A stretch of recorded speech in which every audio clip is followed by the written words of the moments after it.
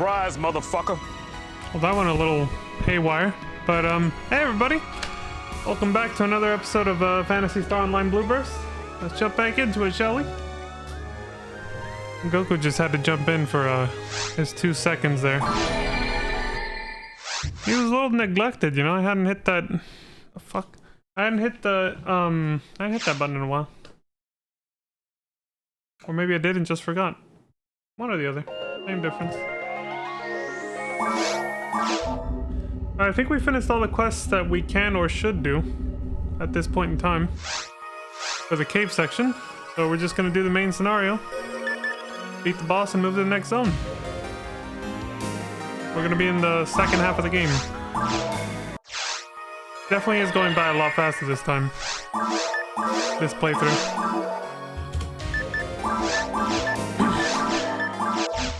So we're slightly over leveled, which is a good thing. And I'm obviously more familiar and comfortable with the game and its flow. Again, just like 20 years ago when I played this on GameCube. Yes, GameCube, not GameCube. I don't know why the hell that came out that way, but yep, can't do this till later for the sake of the story. And I just choose to do this at the end because it's such a like meme quest. I'm just like, why not? Also, I feel like it would be astronomically harder if you actually did it as soon as it unlocked. Just by how much damage like the fire did to me when I touched it once in that quest. On normal, I was like, I'm kind of glad I did this at the end of the game and not at the beginning. Oh yeah, the fire sword. Get out of here. The weapon we got for that quest.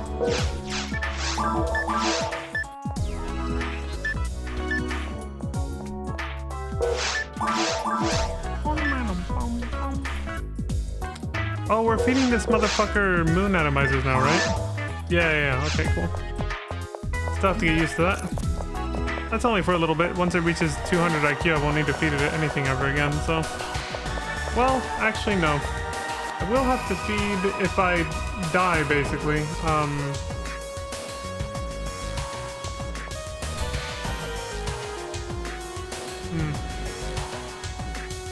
Like, if I die and lose a little bit of synchro, where is it? Table 6, yeah. I can raise it back up with star atomizers.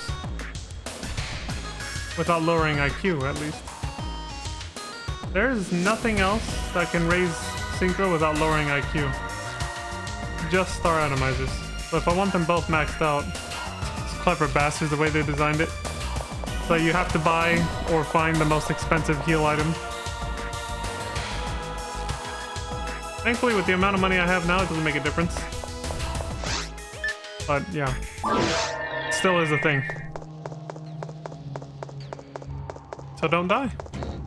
Pretty simple concept. Just don't die. Forehead. I've been saying that out loud in real life anyway, so... It makes sense. You want to follow the same goal in a video game. Don't die.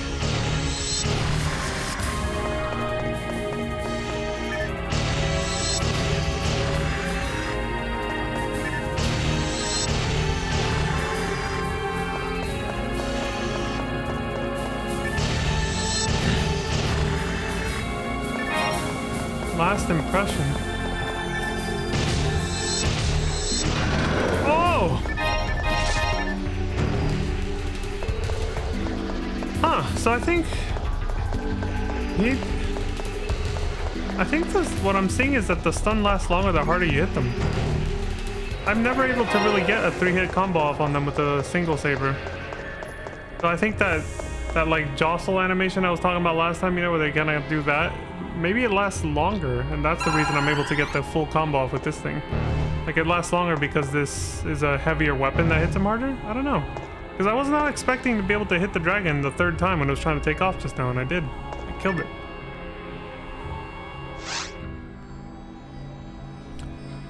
We're back to Red Ring Rico Tyrell's voice message capsules.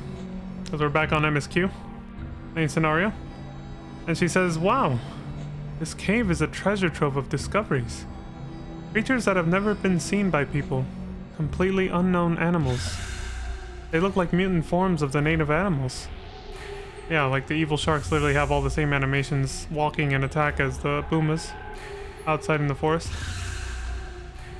Perhaps the government has kept this a secret? Well, the quest we literally just did before this confirmed that, yeah.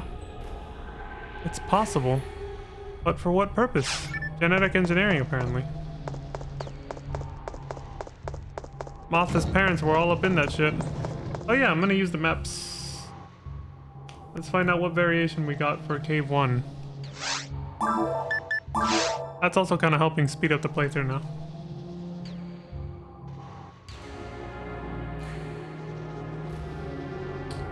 In alphabetical, so it's up here. Cave 1. Cave level 1, pattern 1, variations 1, 2.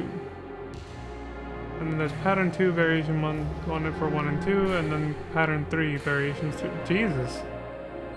So that's 2, 4, 6 different maps you could end up getting for Cave 1. Holy shit. Okay. Level 1, pattern 1. 2 variations. Let's see which one. Nope. Let's start there. No. It's kind of cool how the dungeons are randomized every time you go in. Except when you do quests, then the map is locked in for that specific quest. So that specific quest will always have the same map, basically. But when you're doing main scenario, single player or multiplayer, it's randomized, which is really cool. It reminds me of like how Resident Evil Outbreak has item locations, including key item locations, randomized, so that every run is a little different. You'll have to find the key items in a slightly different spot. And it's more randomized when you play online rather than offline. It's slightly randomized offline, but for the most part, not really. Like, just the key items are always in the same spot offline when you play single player. But the normal items can be random. But online, even the key items can be randomized a lot.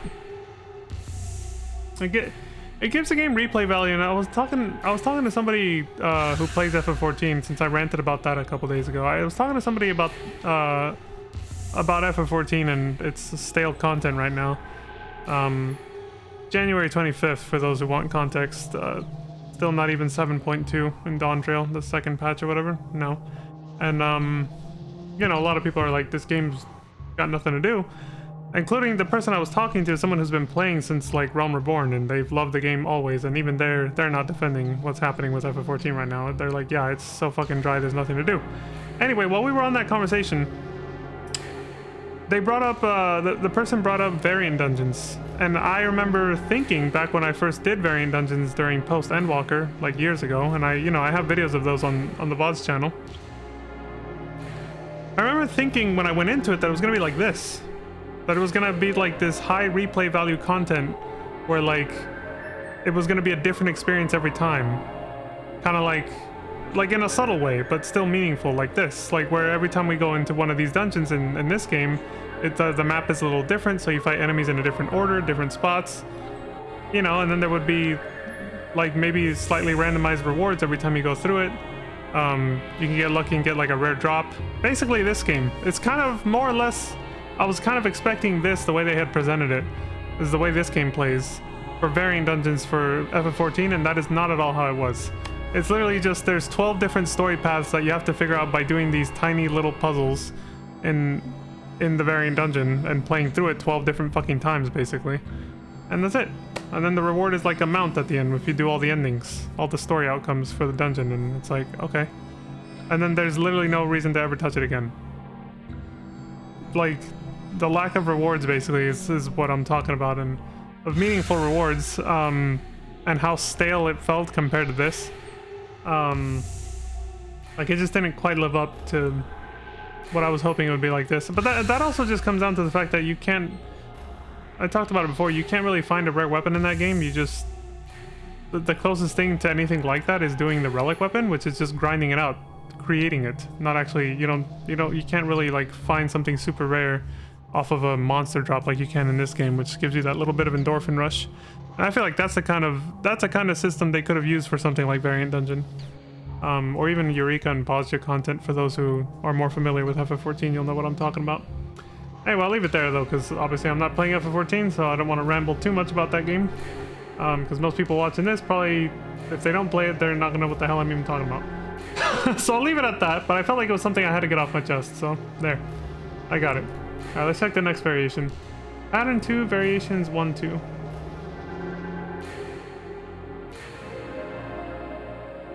Pop this out just in case.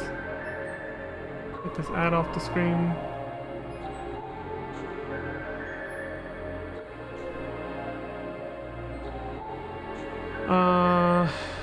This is pattern 2 and variations 1 and 2. Okay, this could be it. Actually, this looks like it is. Variation 1 for pattern 2. For cave level 1. This looks like it, yeah. That door is locked, and you have to unlock it with a button that is down this way. Behind that door. Okay. This is probably it.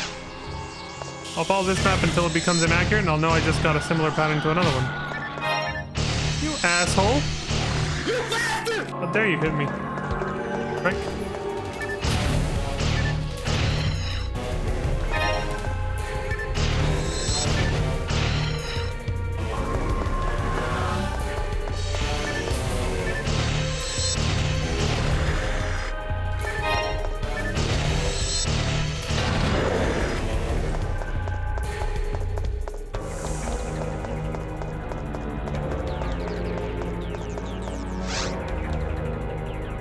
The attack range of the grass assassin is wide, says Rico Tyrell.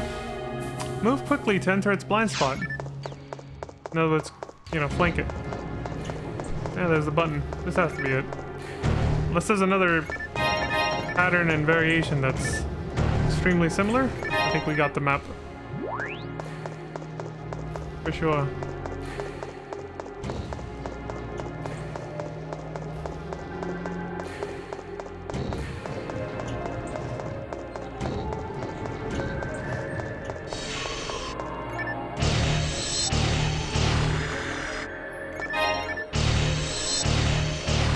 I guess something else I forgot to mention about the varying dungeons.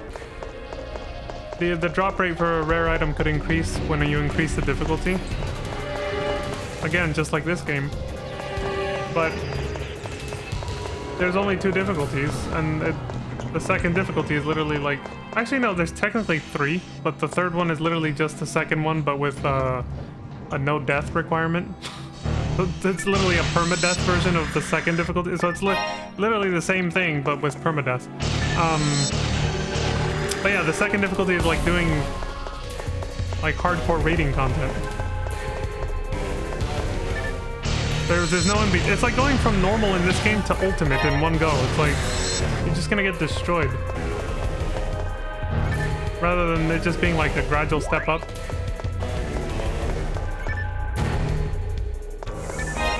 They cater so much of the endgame content to a small minority of players, which are the hardcore raiders. For anybody else, there's like nothing to do in that game. It wasn't too shocking seeing that they lost over 500,000, no, not over, but almost, like 437,000 active players recently, in the last quarter of the year.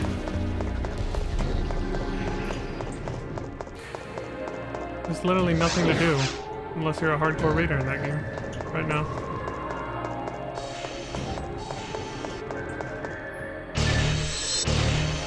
Hopefully the big exploration zone that'll come out sometime after the next patch, which is not coming until like early March at the earliest, will actually add some replay value. Yeah, see, I hit him like he didn't even move up like a centimeter. So do they get stunned longer, or is there something I'm just missing about the attack animation of his weapon compared to the normal save me, you know?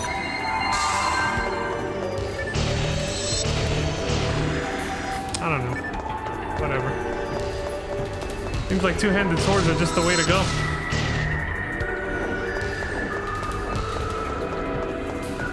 Because like when I use the saber, he doesn't even start the attack animation and he already took off.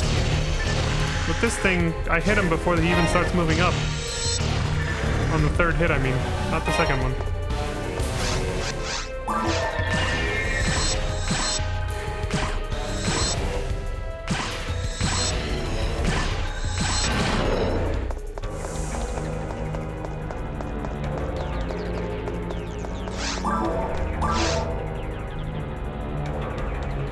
to check where I was for a second.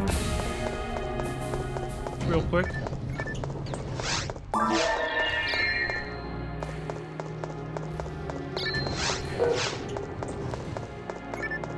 There we go.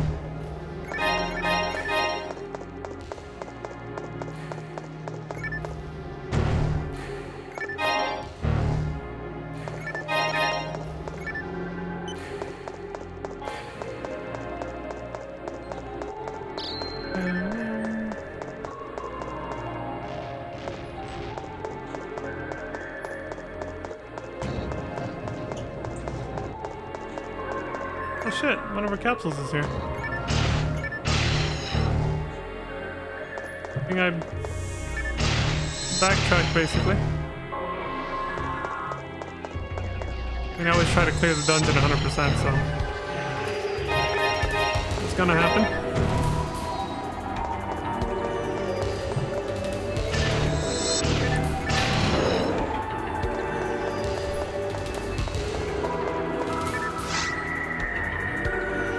Rico says if you hear an alert, be careful. There must be landmines around you. I found that out. You can detect them if you use the trap vision. Alright.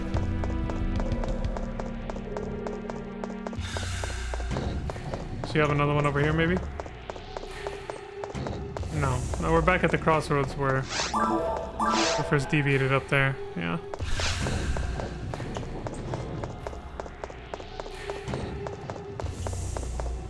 Go,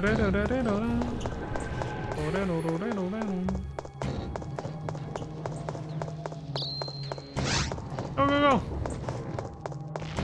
Good. Made it through without a scratch. Blind spot. Grass is grass, grass assassin.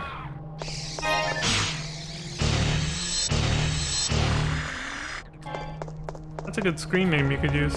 Grass assassin. I think I literally said the same thing the first time through. Jesus. Like deja vu.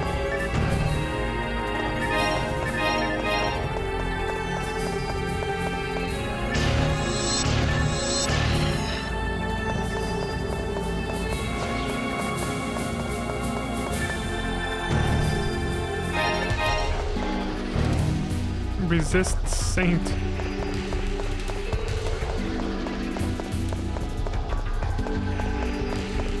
I'll check something. Oh shit, right. The mag.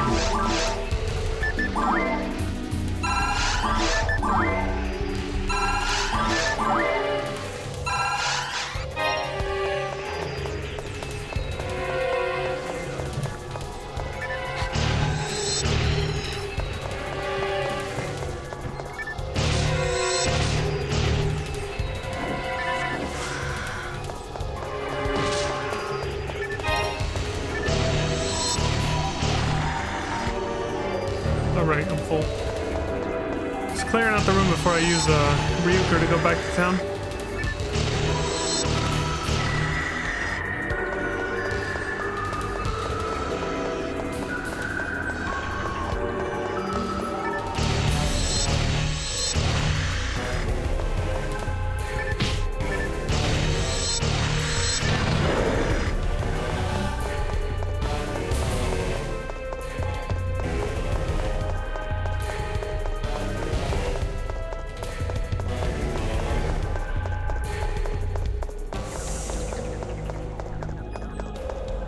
Okay.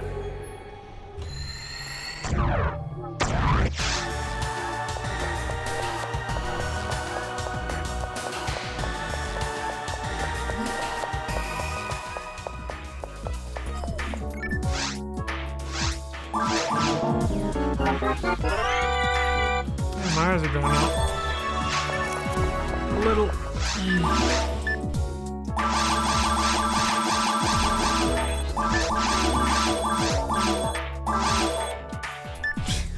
Resist evil. These evil motherfuckers.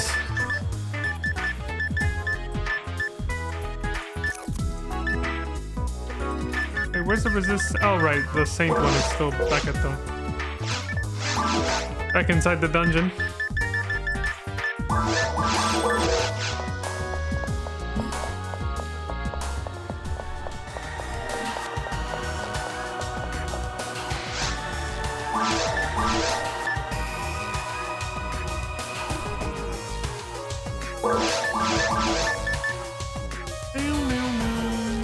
one more level. We can use this.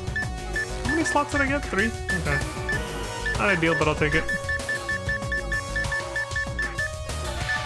Resist Saint, Dark, Evil is definitely needed. Well, probably not. There's only one situation where I would need either one anyway. It's mostly Resist Saint and Holy. In fact, yeah, I gotta clean some of this shit out. Not that it matters too much for this character. It's not the one I'm gonna continue to 200 anyway. But I still, yeah, I'm holding on to too much shit out of like paranoia.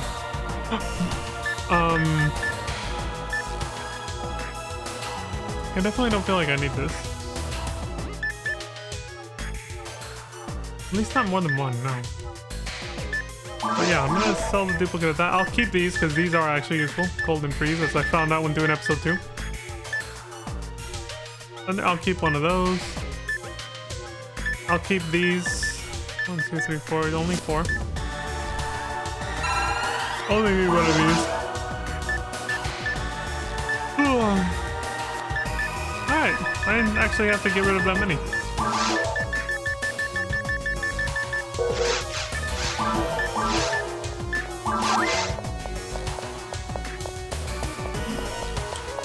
Oh, I did take it out, okay. Oh shit, I forgot to put away Last Impression. Oops.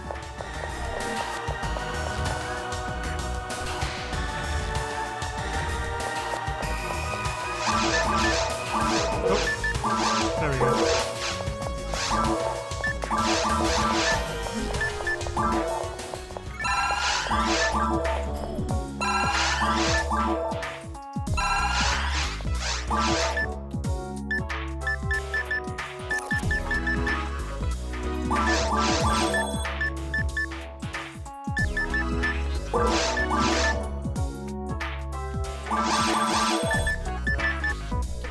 Okay, I think we're good.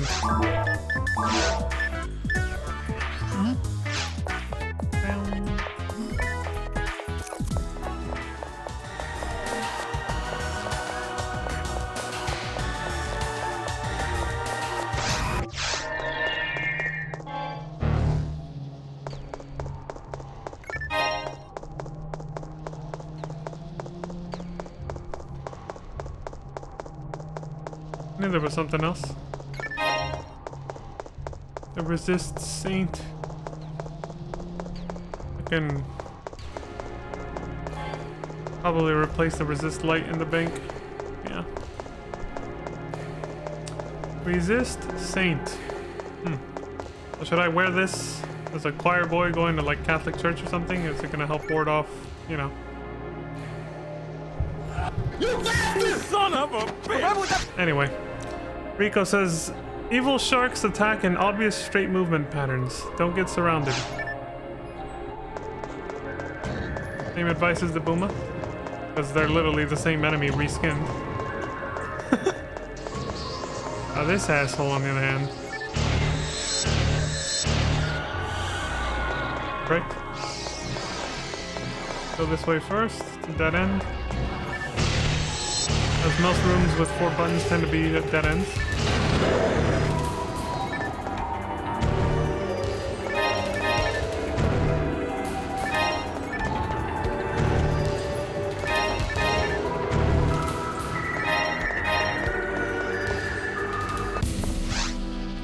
The Nano Dragon is a fierce monster. It becomes stronger as it kills others. I suggest you defeat it as quickly as possible. Yeah, we only got to see that happen once. And it was definitely, unless I just don't remember, it's definitely the first time I ever saw that happen too. Ever. Even 20 years ago, I don't think I ever saw a Nano Dragon kill another monster. And it did grow a little bigger when it did. I was like, holy shit.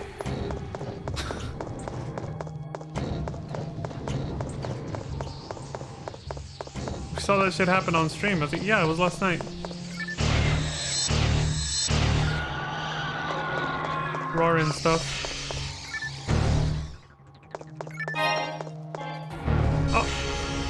Thought he was still coming over here.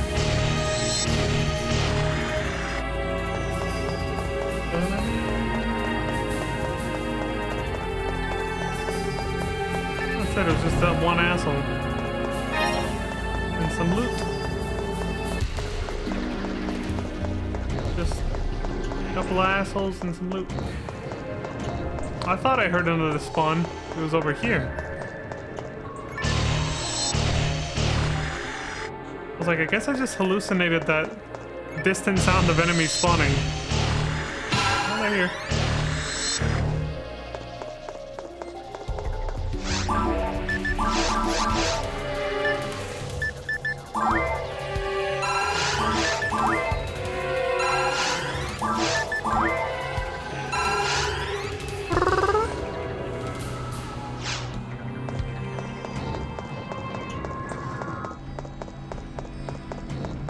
What's up, homie?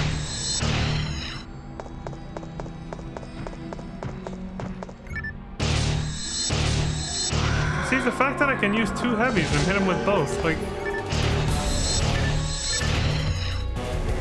Meanwhile, any saber weapon attacks like twice as fast and can't do that. What the hell is going on?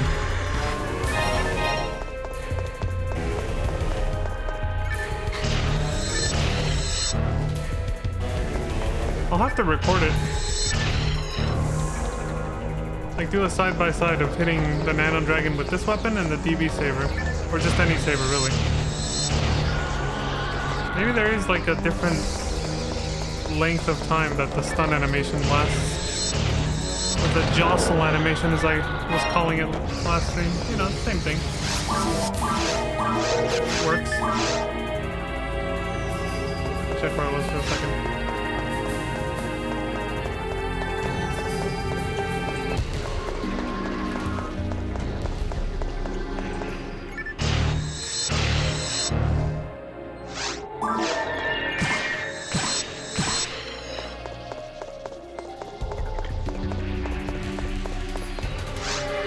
Rico says, be careful of the poison lily's toxic spit.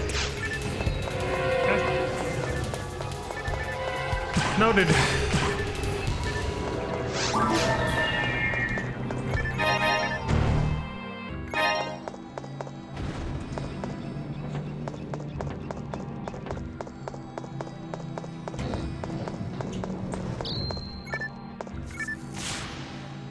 Is that cool?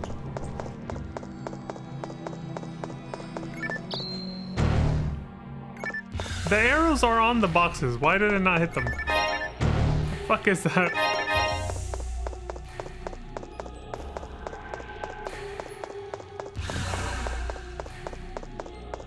Just because the arrow on the little mine, you know, the bomb kind of disappears and reappears because it's floating like that. For some reason it fucks with its ability to hit the other boxes too. Kind of an odd gimmick there.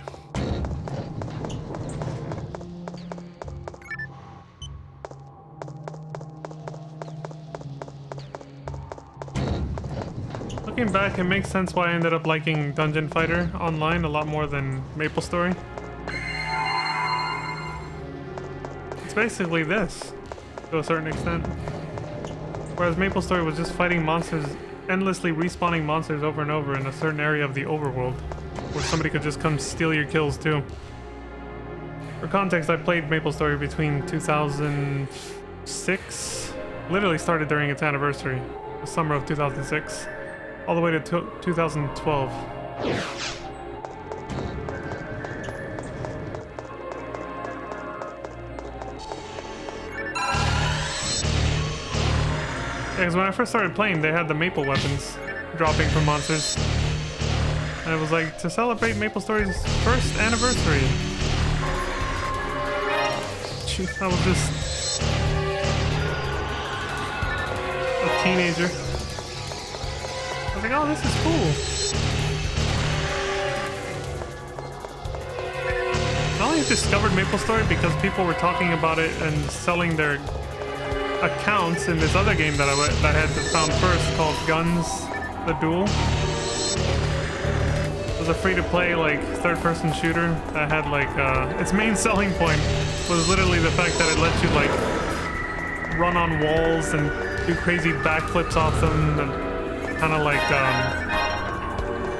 The Matrix was a big movie at that time, so they were literally trying to, like, I think they even said it in their marketing. It was like, you can, you know, you could be like the people in The Matrix, like, running on walls and shit.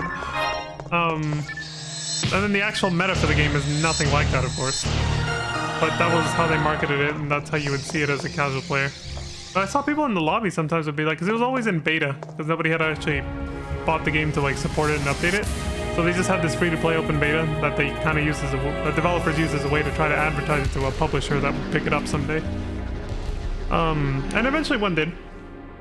And then we got like the other game modes that they had planned finally came out. But during the beta mode, it was still free to play and all that, but yeah. But during the beta, I saw people in the lobby who were like selling my guns account for a MapleStory account or something like that. I was like, what the fuck is MapleStory?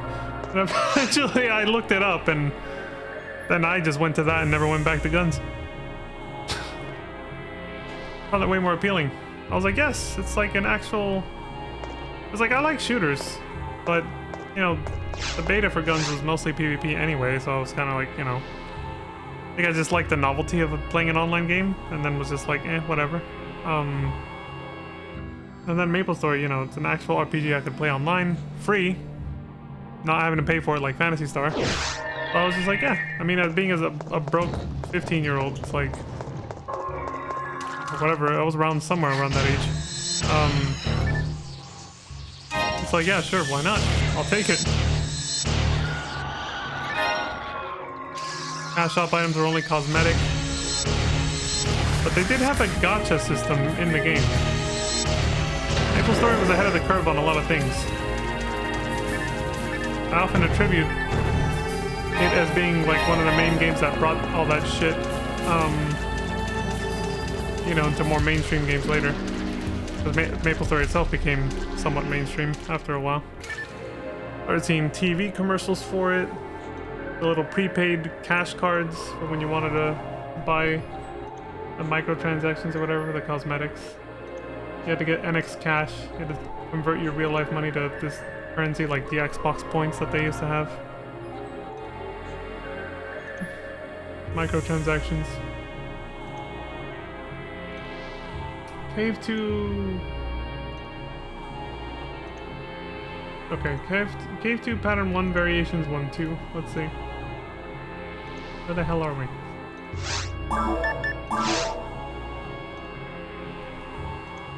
So you start there, like that. The starting point. Where the hell is the starting point with this one? Did they forget to? Oh, they forgot to label it, but I see it. The red dotted line. Okay. So no, not that one. Not that one either. These two starting points are vertical. So no. Okay then. How about pattern 2? Probably gonna be it. No, not variation 1. No, not variation 2. Okay, so we got pattern 3. Cave 2, pattern 3. Variation 1. Looks like it could be it. Let me look at variation 2 real quick. Yes. There's variation 2. There's the exact same map layout for pattern 3, but variation 2 would end where I'm at right now. The teleporter to cave 3 would be right behind me where I started. Variation 1 starts there instead, like we did, and then goes to where the... Not exactly the starting point of the other variation would be, but pretty close to it. We're going in the opposite direction, for the most part. Okay, so yeah, variation 1. Cool. There you go. What's your take on this? He says, hopefully slime tends to attack at close range. That's not good for rangers and forces. Be careful. Yep, they're also the least threatening, easiest to kill fucking enemy ever.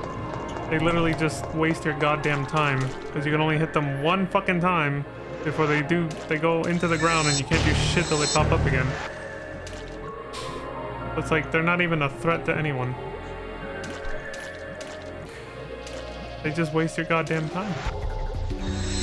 Their main form of attack is to kill you through entropy.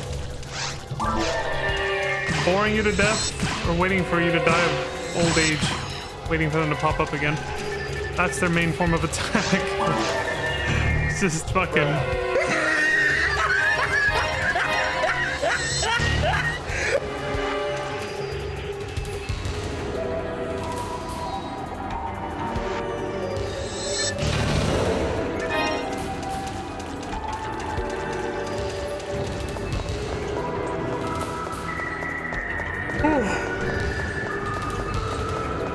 tensed up thinking there was gonna be bombs in that hallway. I was like, no, I'm gonna have to put my hand down real quick. But no, we got lucky.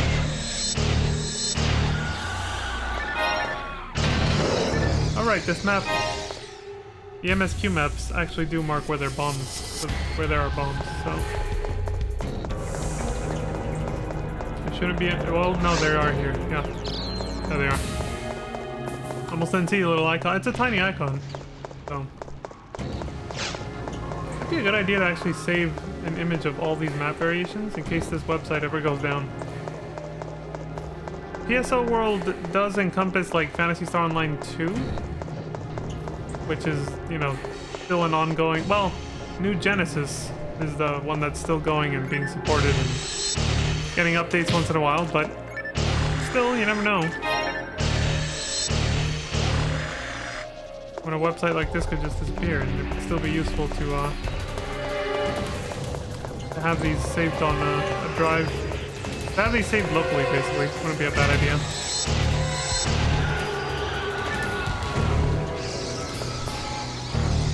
If a website like this ever gets shut down, though, I mean, that would be like literally no one's playing the game anymore. Like, no one's playing either of the games. Not the recent one, PSO2, or this one.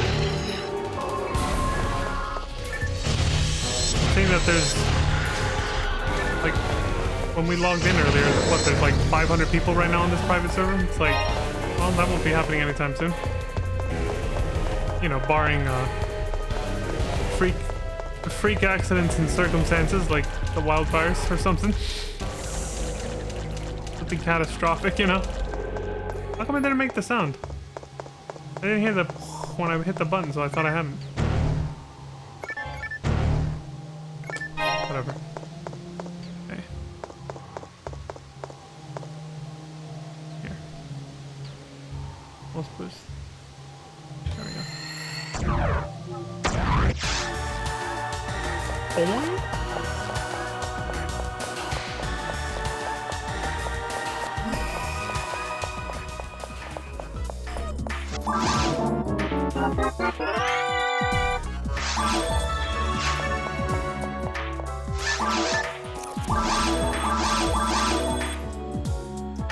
That's so far away. Like, I don't even care. So far off. Oh, right, I found the tri grinder.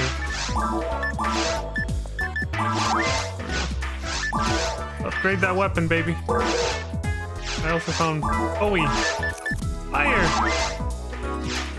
Take that too.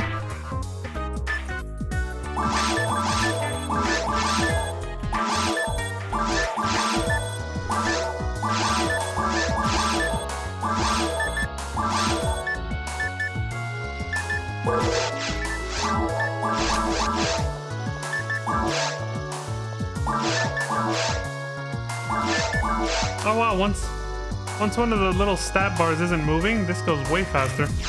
You can feed the mag in 2 seconds.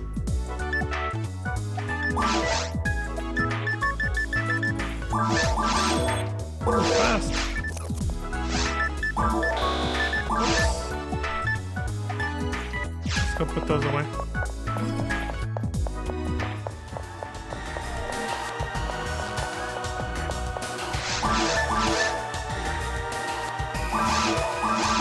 Oh shit, am I still in the shared bank? Yes. Yes, I am. Nice! I'm definitely saving that one for a special occasion. Since it disappears once you use it, you know?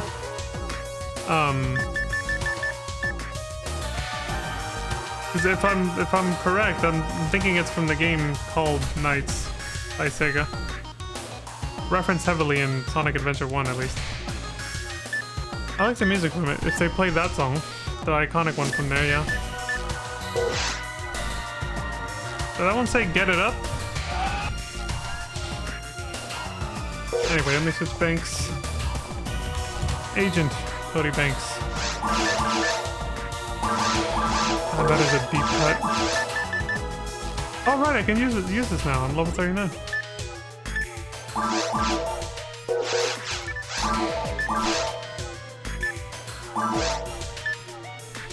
It'll lower it to 143 from 213. However, once I do this, Damn. It needs one more slot. Otherwise it's actually less defense. Hoping that wouldn't be the case, but it was.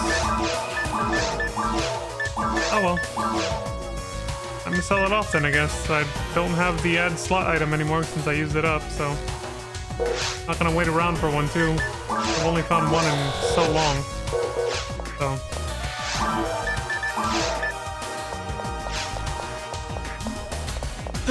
It's worth a shot.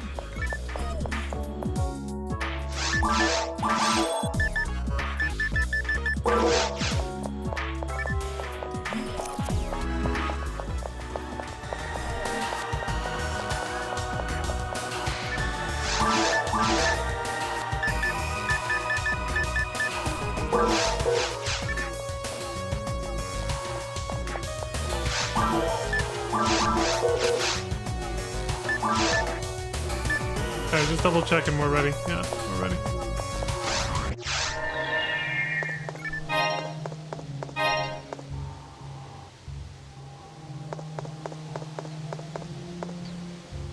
Alright. I will leave you all with this beautiful view for a sec, because I gotta use the restroom. And I will BRB. Ooh. Surprise, motherfucker. I'm back. Let's go.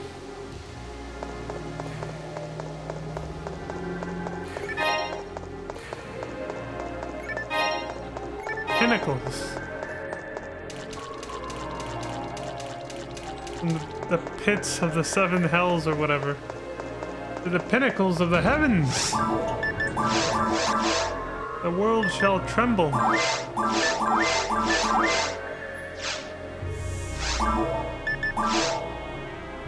I had to remember where the fuck I was. I was like, what?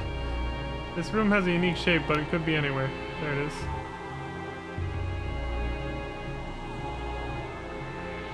He's just staring at me menacingly. Okay, let's go. Die, motherfucker.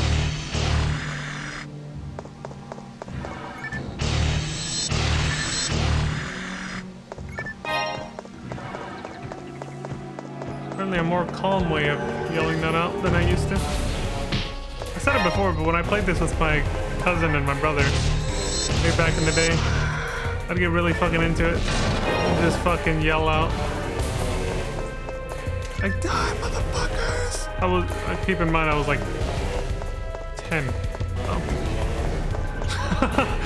I was like 10 when we played this. Or 11, something like that.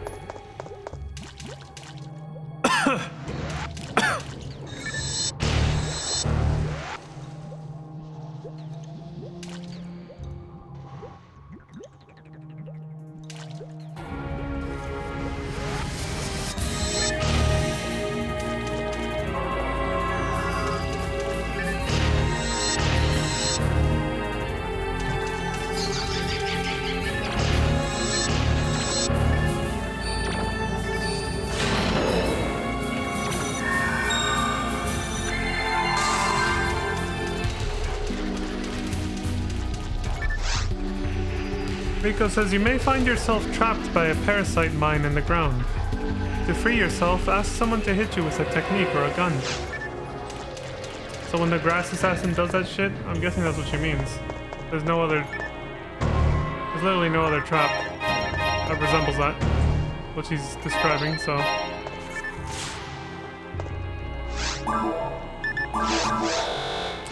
I don't know if the original online version of the game actually had Rico's capsules. Or voice message capsules.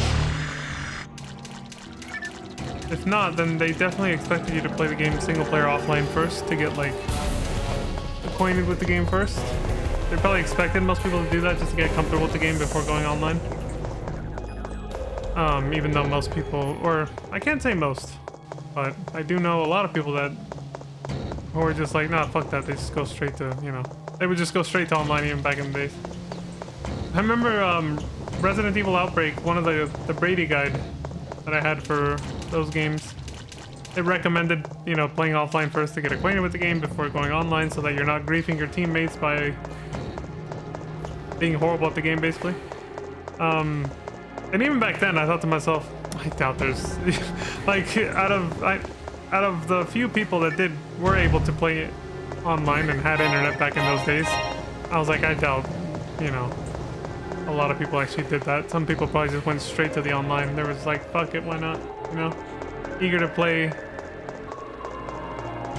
I almost said with their friends, but again, not a lot of people had internet back then, so it's just eager to play online, even if it was with just strangers, you know, just wanting to play an online Resident Evil was a pretty exciting thing back then. It's like Grand Theft Auto, but we didn't get an online Grand Theft Auto until GTA 4 and the PS3 era. They waited. They did the correct thing, which is what Capcom didn't do. Outbreak came out a generation too early. If it had come out during the PS3 era, where it could have been hosted by the PlayStation Network servers, basically, instead of them having to host the servers themselves, like how Sonic Team had to host their own servers for this game as well. You know, you could still play the game easily and in an official manner through PlayStation Network instead of having to play a private server, kind of like with this game too. At least that means for newer MMOs, like, and just online games in general, like Phantasy Star Online 2, I'm not sure if that still uses the traditional. I think it does though. Phantasy Star Online 2 might be like FF14 and MapleStory, where it's like hosted with dedicated servers from the developers. But for most other online games, like especially Resident Evil Outbreak, doesn't need that. Like it could have just been hosted on PlayStation Network or Xbox Live, like forever. But alas, again, the game came out too early, and then since Resident Evil 4 succeeded so well at the same exact time that those two games came out, they just canceled Outbreak 3 because they said, oh, people like over-the-shoulder third-person action instead, so we'll just focus on that instead. So they scrapped Outbreak 3, which I never even knew that Outbreak 3 was even a thing at all, ever, until literally a few years ago. But they scrapped it, and then just focused on Resident Evil 5 and 6 and making those online with, you know, well, 5 had the most similar to 4's combat, and 6 was just supposed to be like the next step up, but it just felt very flat and uninspired instead. The gameplay, not just the combat.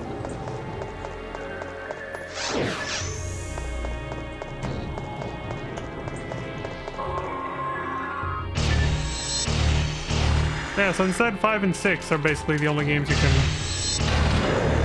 can play online forever as long as PlayStation Network and Xbox Live are up.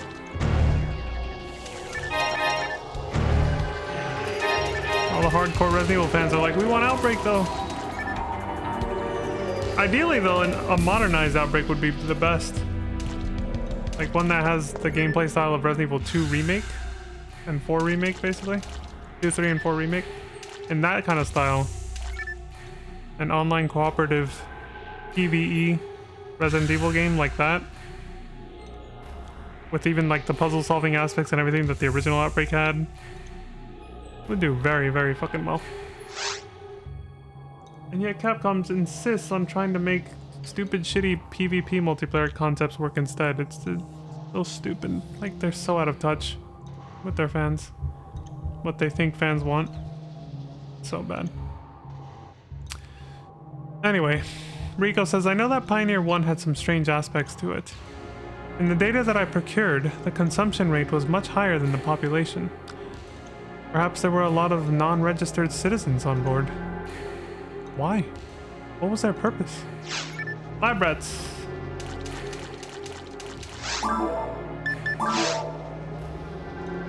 That's like one of the only hints you get to the idea that Pioneer 1 potentially knew about Dark Fault's existence before even coming here. Like they somehow discovered it from far away, and then they came here with the intent to do these to run these experiments with the you know, with Dark Fault's genetics, playing with fire essentially, which then eventually it actually burned them. It blew up in their face, literally, and killed them all.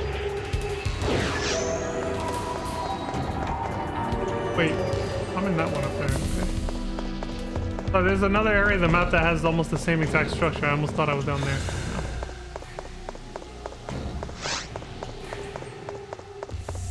No. This seems fine. Figured those traps already. Here's the waterfall room.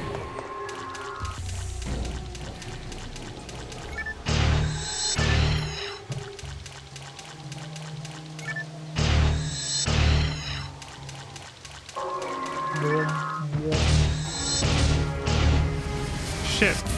Oh, okay. I mean, his options are pretty limited in this tiny ass room. He doesn't have a lot of places to go.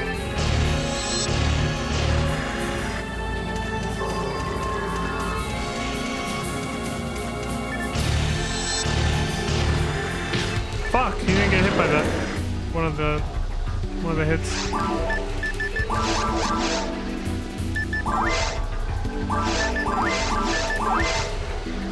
So fast now.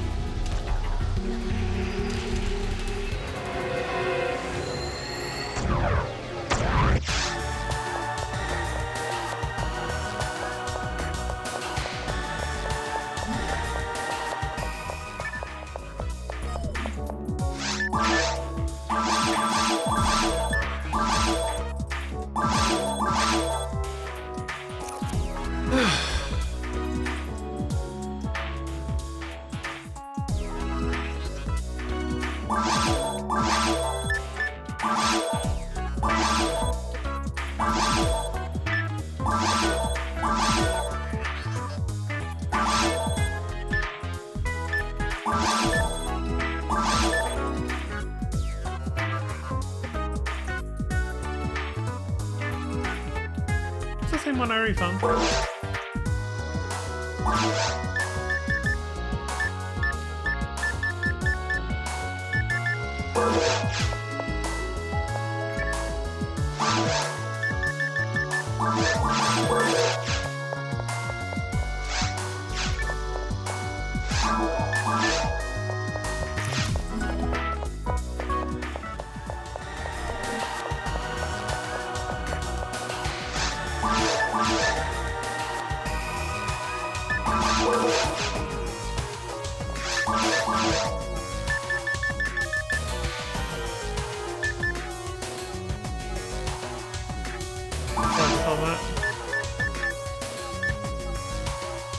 So I have 4 there on top of the 4 that I have here. Oh shit, I was supposed to sell those, not just put them away in the bank. I think I was being paranoid about it. Maybe I'll need them. That's excessive. That is way too excessive. We gotta get rid of these.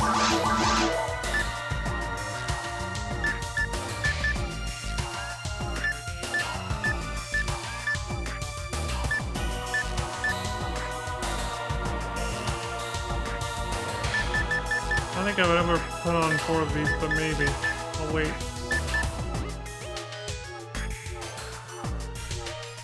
I don't think I would ever wear 3 of these. The benefit of a photon blast isn't that much. There's a duplicate. There's a duplicate.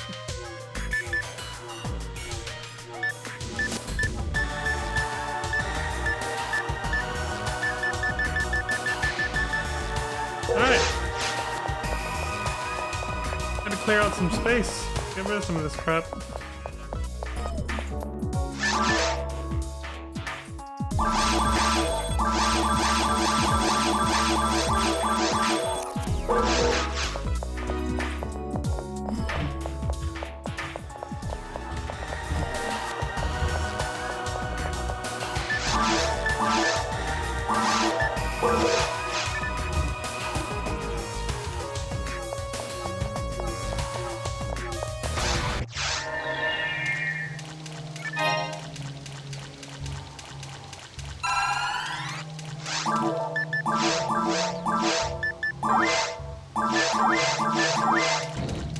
Almost there.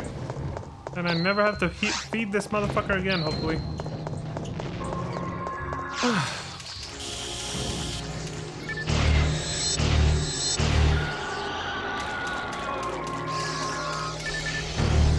He says, "Arg."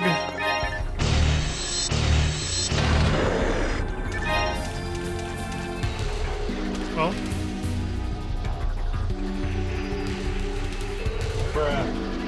I have to move away from it? I guess they want me to unlock that door first.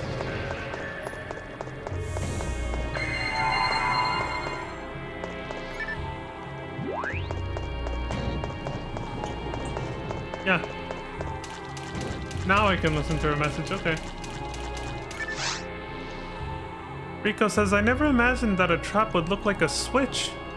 How devious! You bastard! The devious bastards. Why does she also never question where the traps came from? Like, did Pioneer just put... Like, did Pioneer 1 just put these here? Like, why? Was it meant to be for the monsters, and then now it accidentally just... It ironically became used against us?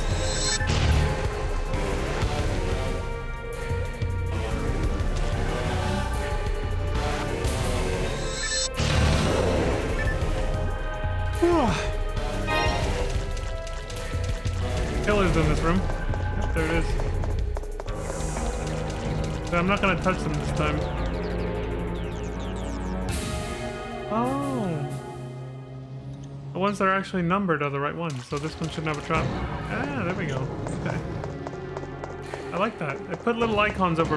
It puts icons over the buttons. And I noticed there was only 3 icons, even though there's, you know, 6 buttons in that room. So it's like, oh, it's showing you which buttons are the correct ones and which ones are fake. It's just, you know, landmines.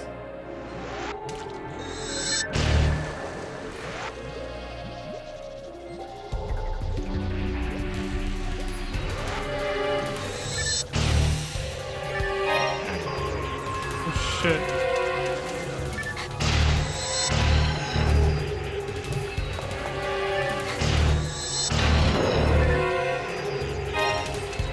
King me. What we got? Garbage.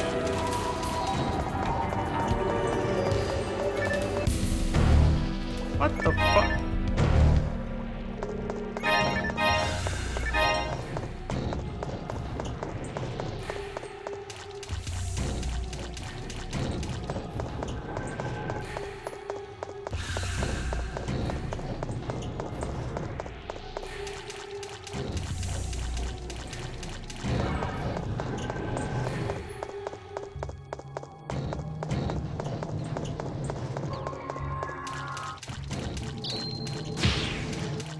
Ah!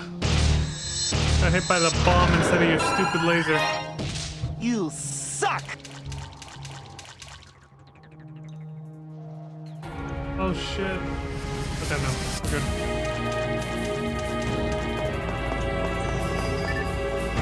There's a bomb in here somewhere.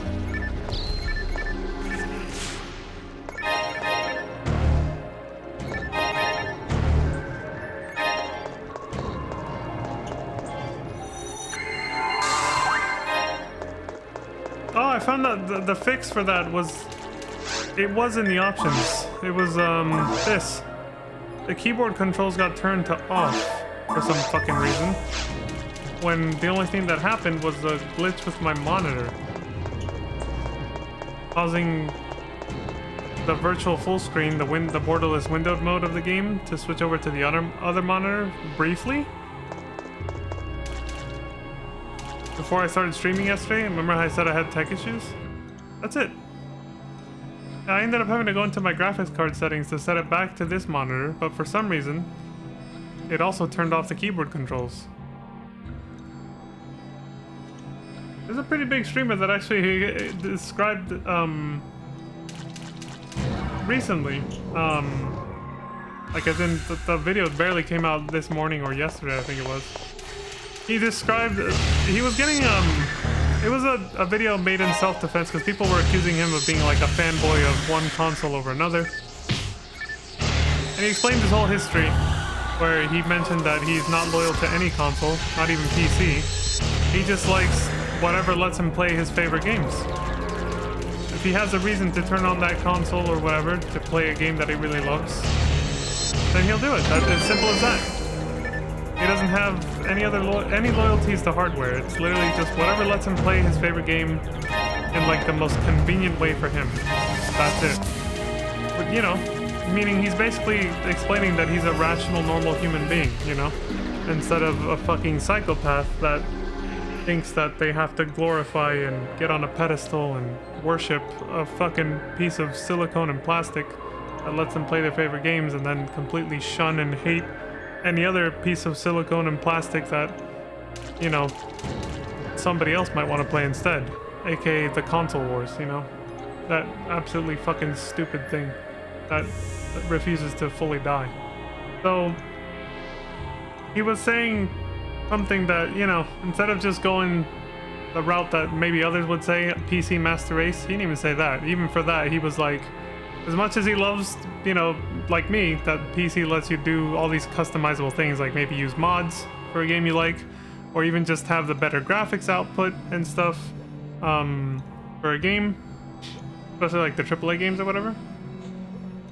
He actually mentions the tech issues. The big downside of PC gaming is, even if the game itself doesn't have tech issues where like you have to, like it won't work right because you don't have this setting correctly, even just having to tweak the settings so thoroughly, there are so many goddamn settings usually when you go into, like, obviously not for this game, but when you go into settings, especially for like the graphics of the game, there's sometimes so much you have to, like, shit you can't even understand. Like, I'm like, what is, like, when I open up the settings for like FF14 or any other PC game that's like, especially a modern game, I see all these things like anti-aliasing. Still don't fully know what that is, but you know, like, it's just all this shit. There's so much shit that like nobody, even the game won't tell you what the hell it even means. It just expects you to know. I'm like, dude, I gotta take a college course to know what the hell these settings mean or what they do. And depending on how the developers made the game, like certain settings just have to be off or on for some games but not for others for it to work right, you know, especially if it's an unfinished glitchy mess of a game. And half the time, like, no, 90% of the time, that none of that is even a problem on console. So he's like, I have a lot of friends who are like, yeah, fuck that, I'll just play on console because it's way less of a fucking nightmare or whatever. And I'm like, yes, thank you. That is literally how I feel. Like, even after getting a gaming PC, I'm scared to actually get like a AAA recent game for PC because I don't want to have to deal with that shit if it's not like ported properly, or it's such a hassle. The tech issues can be such a fucking hassle. I just can't. Yeah, he pointed out the flaws and downsides to all the consoles and PC. And then, you know, restated several times, he has no loyalty to any of them. You know, like, again, a normal, rational human being. Rico says, ah, the characters on the monument. I don't have any idea how to proceed. I need more samples. Why'd they put this here? The monument was like 2 rooms ago, but it's like because of the structure of that room, they couldn't put that capsule there, so they put it way over here, I guess. Where she's talking about it? Whatever. Cave 3, here we go.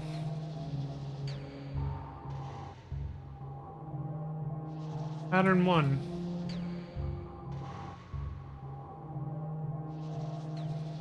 This website is so old school.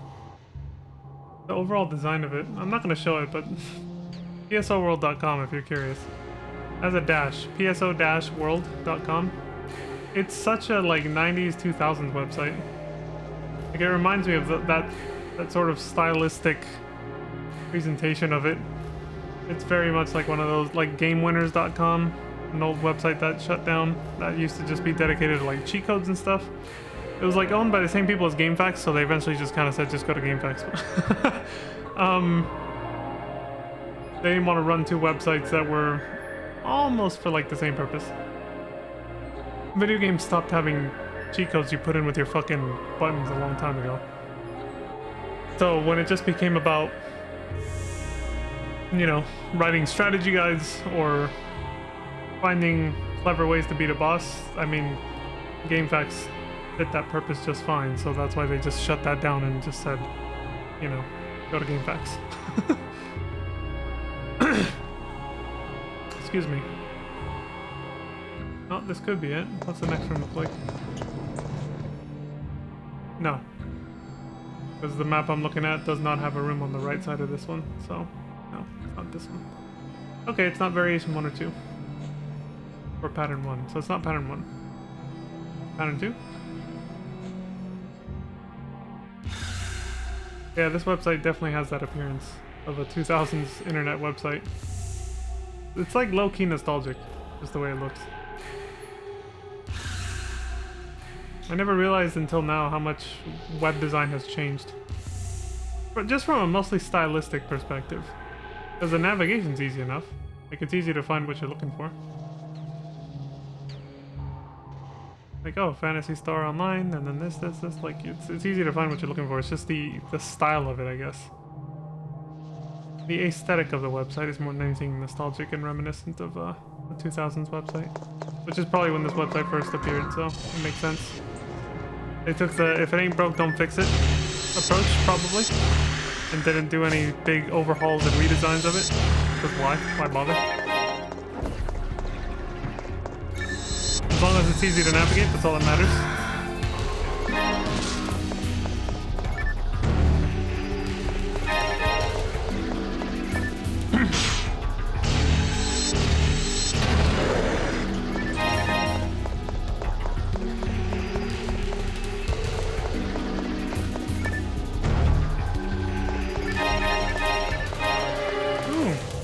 Piece of candy. What the hell? What is this? Bruh. Anyway.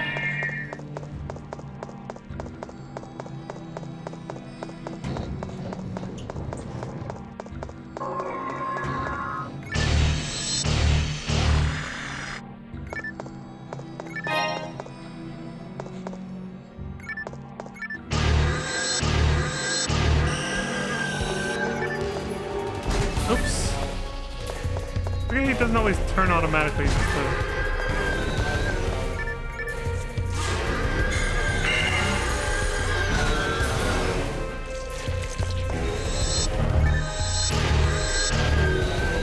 Fire is either their weakness, or it's just the strongest spell that I have.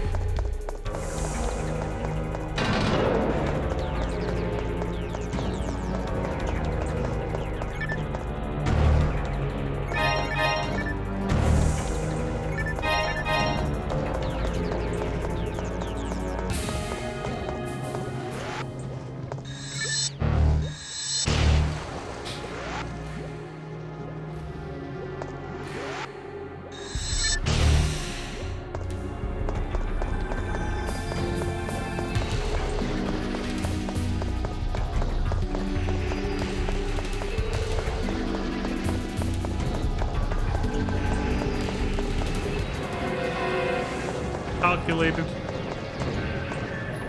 I don't think there's anything. Well, there could be something there.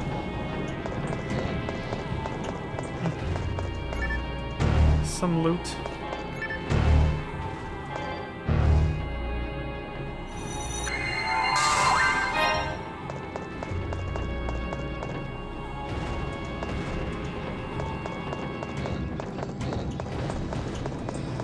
It's nothing. It's nothing.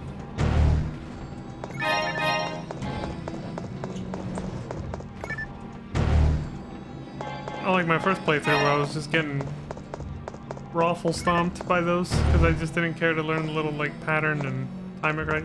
Really? Nothing? 6 boxes and nothing dropped. Alright. Damn, game. Alright. I see you.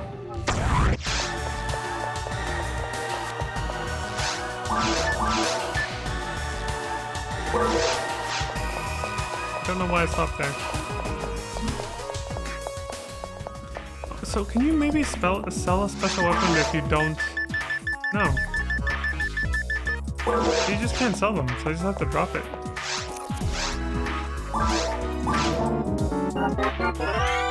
Not gonna be making a lot of money on ultimate mode then. This is garbage.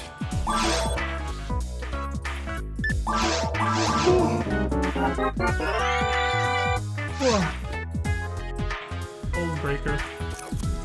That's the purple sword, like the Buster. and the lock gun. Alright. Called the breaker. Okay.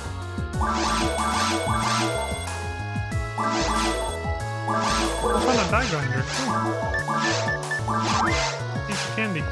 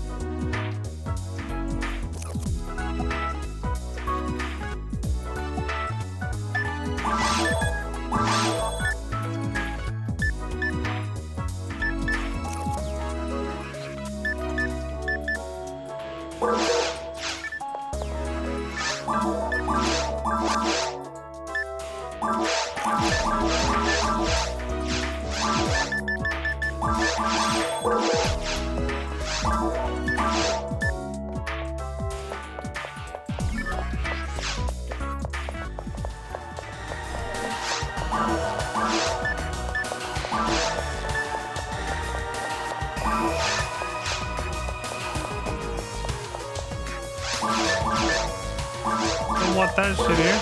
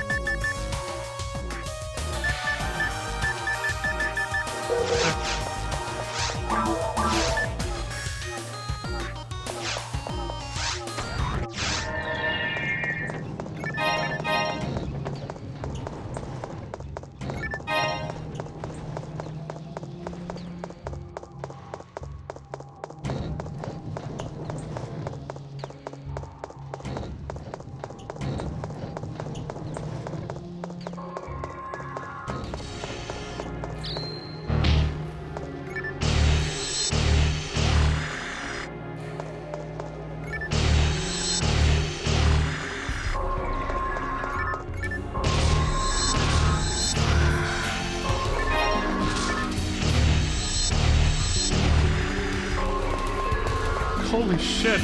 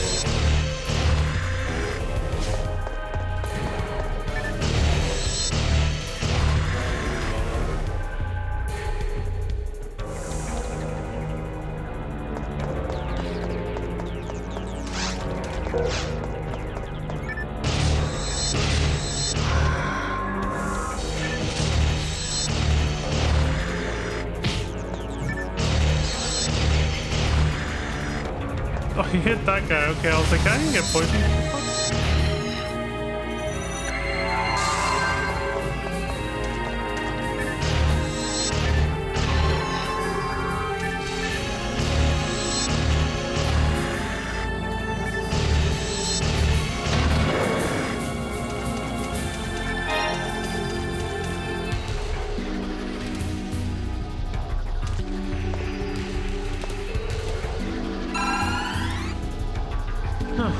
Okay, so the right way is that, yeah. Those two are dead ends.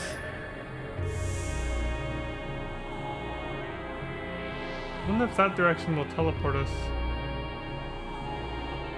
No, these maps do put teleporters, so yeah, it's not marked like a teleporter, so it's just a dead end. Okay, cool. Let's go this way first then.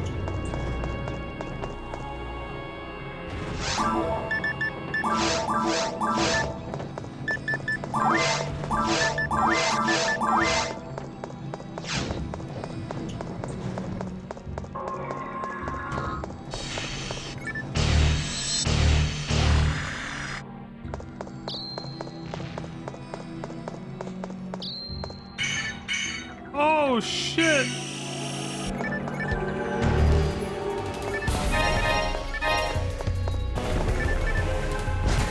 Why doesn't this one auto orient the character? Yeah, any other magic spell does do that.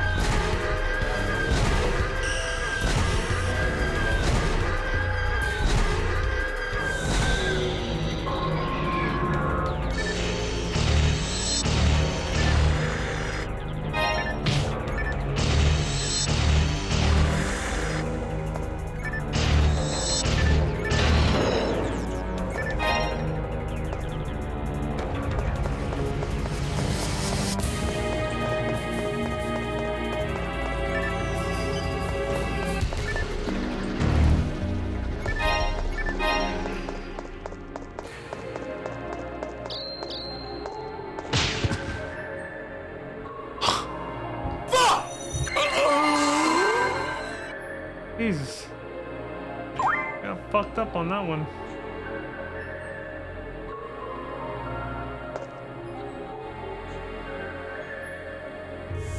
Wait, how's this? Oh, it says 3 and 4 are over here. Ah, there we go. Sneaky bastard. You son of a bitch. But there's only one button there, no?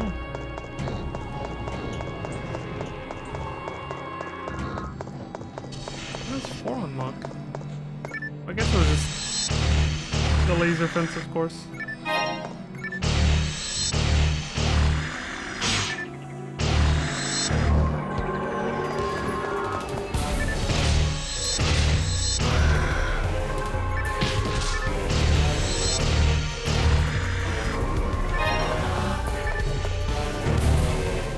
All in one.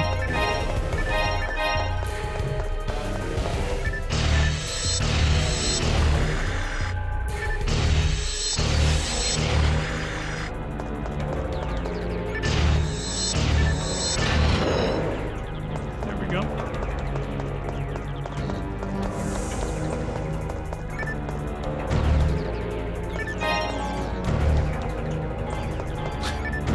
Get so much goddamn loot.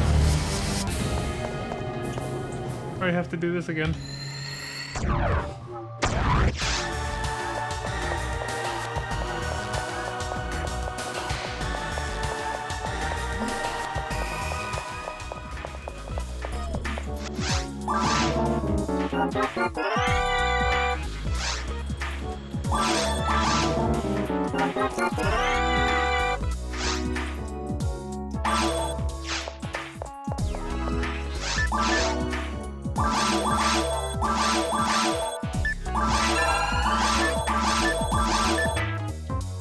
Oh, nice.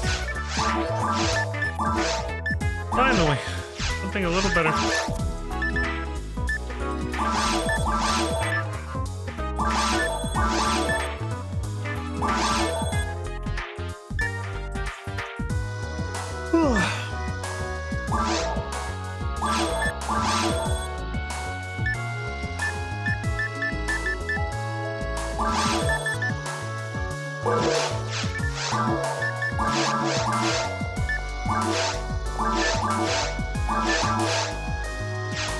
Just a little more. Oh shit! Anti-level 3. I'll take that.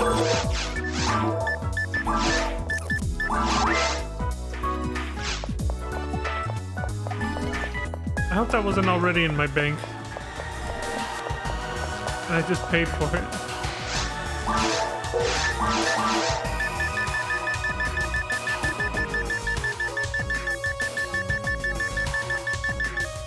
No.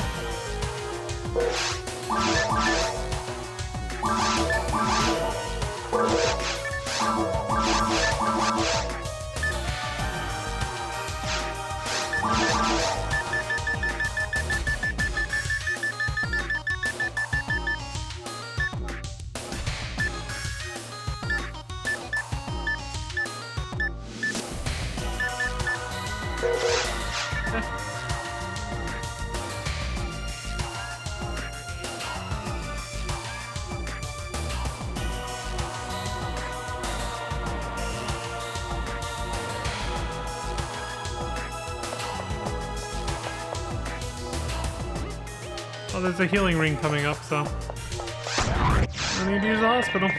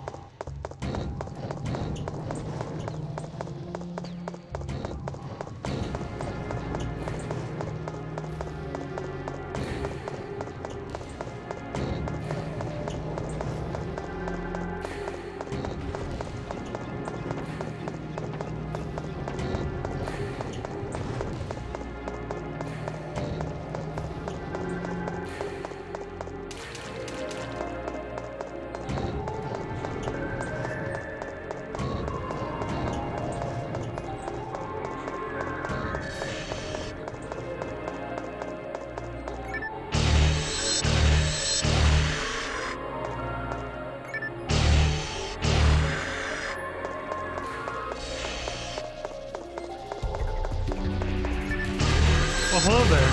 Surprise, motherfucker.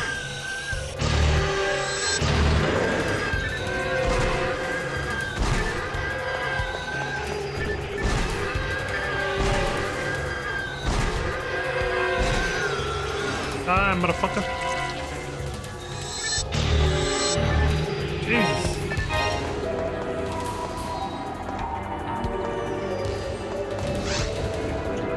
Rico says, I've got such mixed emotions. I'm scared, but excited. Inspired, even. You're gonna be more scared than excited later, but... Should I act as a scientist now? Or should I act as a hunter who is facing unknown enemies? Two sides of herself, yeah. That makes sense. I feel like someone's hurting me somewhere. But where? That line right there hits a lot different after playing episode 2, doesn't it?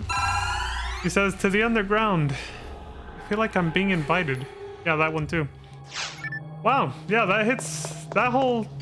Those two last little paragraphs of hers. Those last few lines really hit different.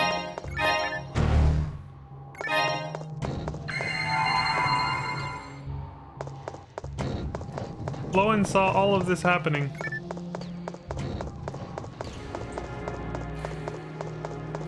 And just like with Martha Graves' butler, we're always a step behind her, but never actually catch up to her in time. It's tragic. The writer of this story definitely seems to like that idea. The tragedy of just being right behind the person, but failing to get there just in the nick of time.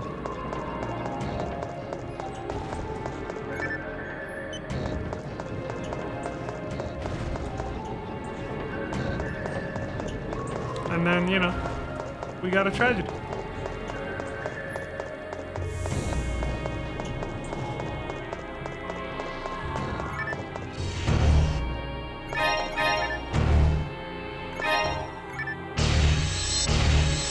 My guess is Flowen could see all of this happening from far away because of his connection to Dark Faults after he mutated into like a mini version of him, basically. But was still, you know, obviously conscious and aware as a human to a certain extent. I wonder if the Olga AI had something to do with that. With him being able to keep his, like, human thoughts. Even after being turned into another one of Dark Faults' minions. Very powerful one, but...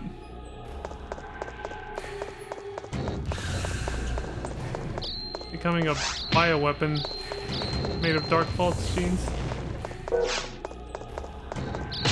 And an AI. Oh, right. Oh, the right one is this one. There we go.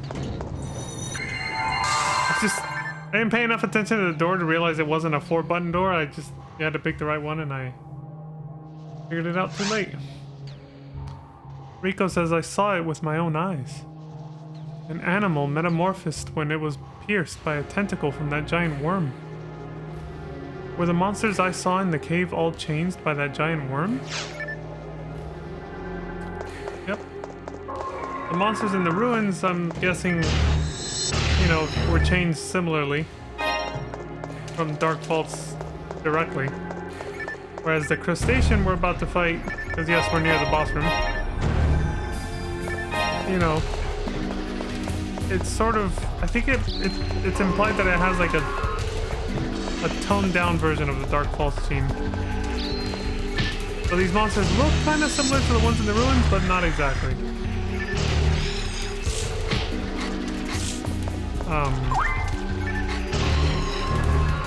You know, the evil sharks do resemble the, what the hell are they called? Shit, forgot their name. The Dominions. The Dominions or whatever. They do resemble them a lot more than the Boomas, anyway.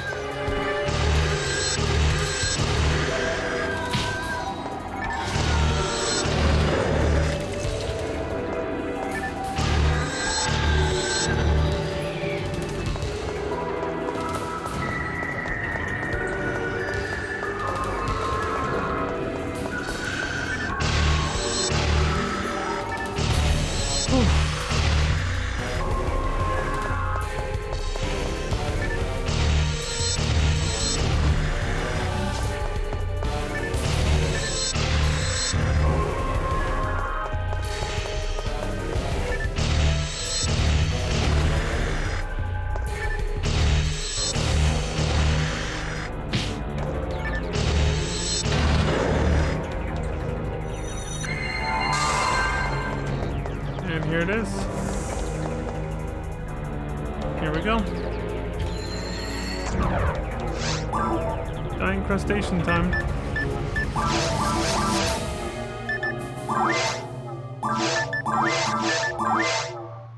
Literally just like 2 more.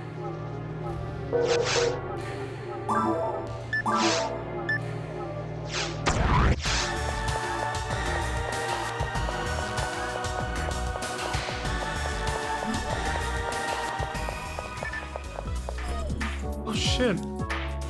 I didn't actually go down. There's a small hallway I still haven't explored. I'm pretty sure.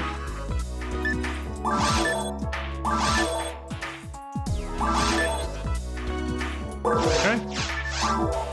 That plasma barrier had a short career in my inventory.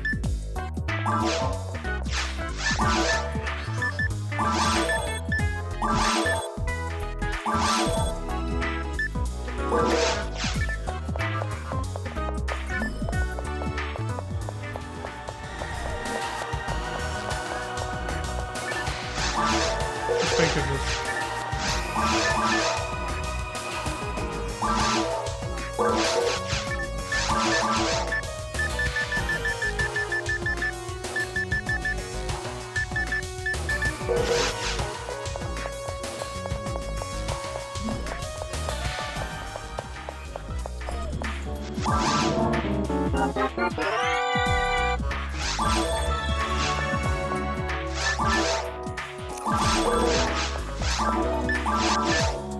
Oh shit.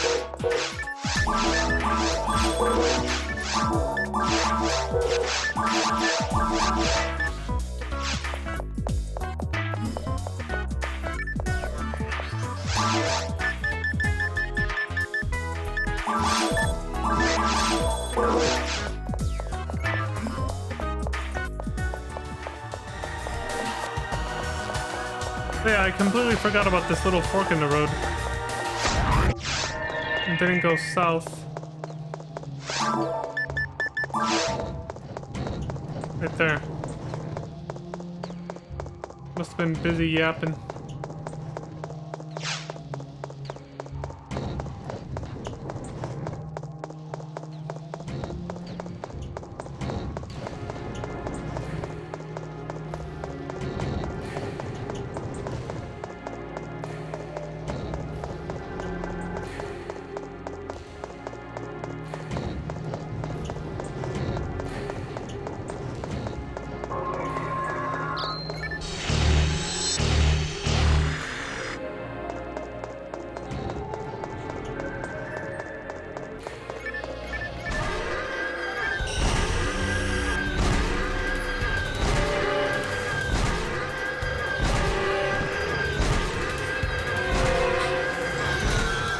Finally, Jesus.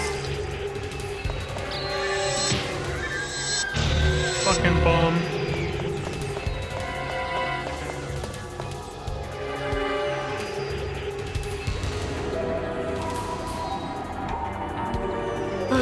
Alright, come on, you big drip.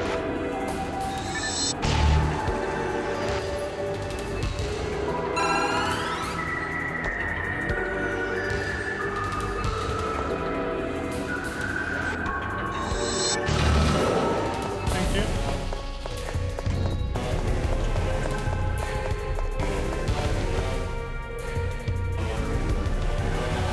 There's bombs in here.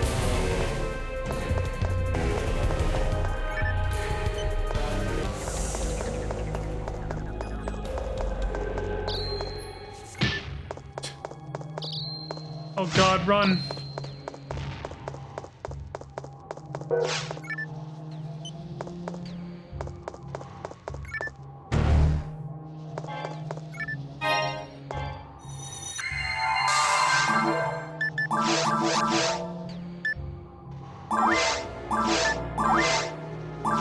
That's it then. Yep. Stats maxed out for the mag. Bitch. Don't have to feed that motherfucker ever again unless I die. Even then, it would only be like 1 or 2 star atomizers and then it's fine.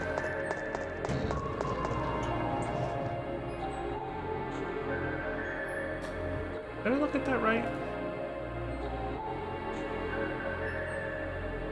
Oh no, yeah, I was looking at it backwards. There's plenty of ways to raise synchro without lowering IQ. It's the other way around. That isn't so easy.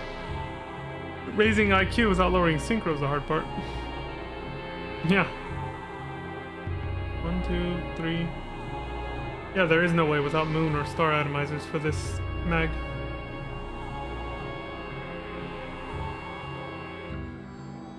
Yeah, if I want to raise synchro, either star atomizers, difluids, trimates, or trimates without lowering the IQ. Yeah, it's pretty simple.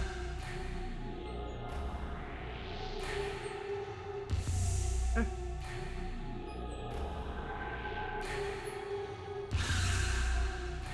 Alright, well I'm glad I don't have to worry about feeding the mag anymore. Well, not on this character anyway. That chore is done.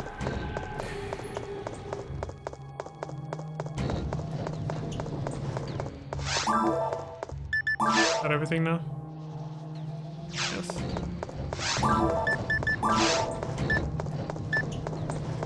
Go straight to the boss.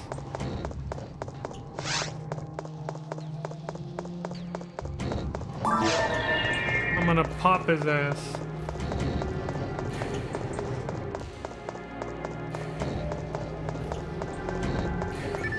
The gun really doesn't help that much for this one. Unless you're willing to take the time to break every shell casing around its entire body, or most of it. Which takes a very long time unless you're a ranger that actually specializes in doing a lot more damage with the gun. Then it's not really worth it. There's very few instances where I can actually hit the headpiece, which is the main part I have to hit as a hunter. When he gets on the raft. Hitting it with a gun is only when he's behind the raft. There's very few times where he's just kind of chilling behind the raft. He's usually always on the side. So, but whatever. Give me something to do at least. Even if it's not that effective. Let's go. Underground channel.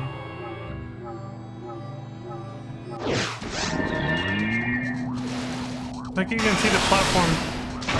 You can see the platform you boarded the raft on right there. Right before the thing takes off. Bring it on, Day Rolay. You giant crustacean motherfucker. Creating evil sharks for me to fight.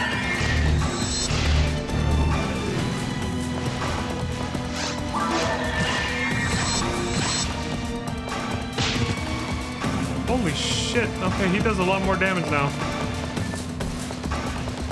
He's a step up. The dragon really didn't feel that way. The dragon was still kind of just business as usual, honestly. Oh shit, this can hit all three. Why ever use a goddamn saber? I'm starting to like really wonder what even the point of that is. Jesus Christ. Like, why not always just use this massive thing?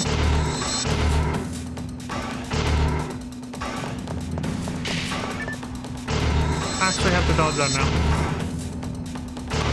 Shit, that was way too close.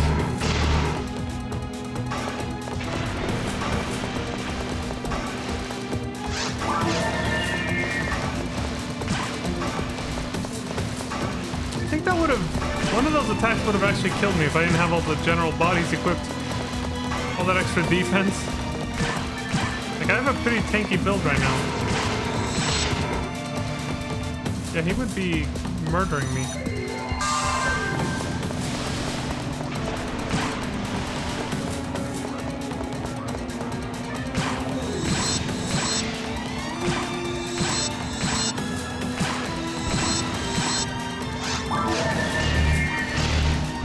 Okay, just two.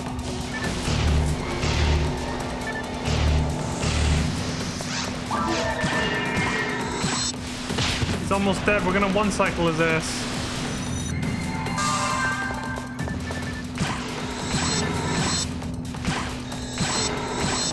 Get destroyed.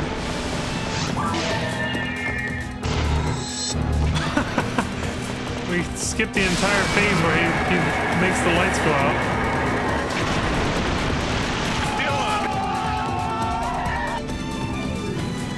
Son of a bitch.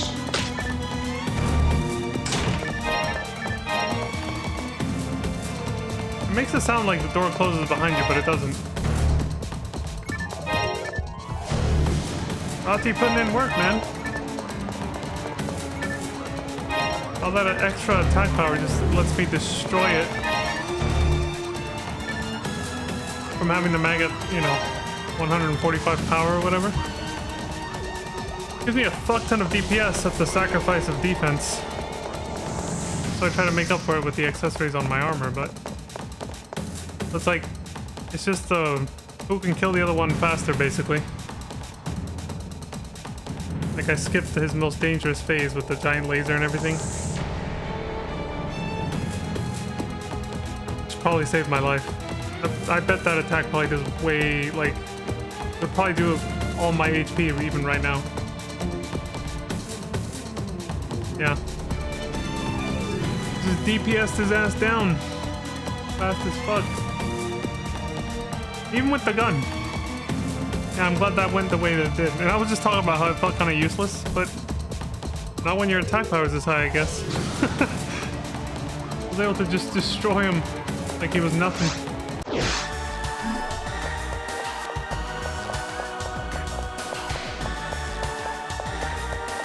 So just like when you finish the forest, to unlock the next zone and its side quests, you have to go back to the principal.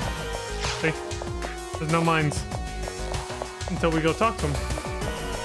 So, main scenario cutscene we didn't get to see last time coming up. Mostly, not really a cutscene per se, just dialogue, you know.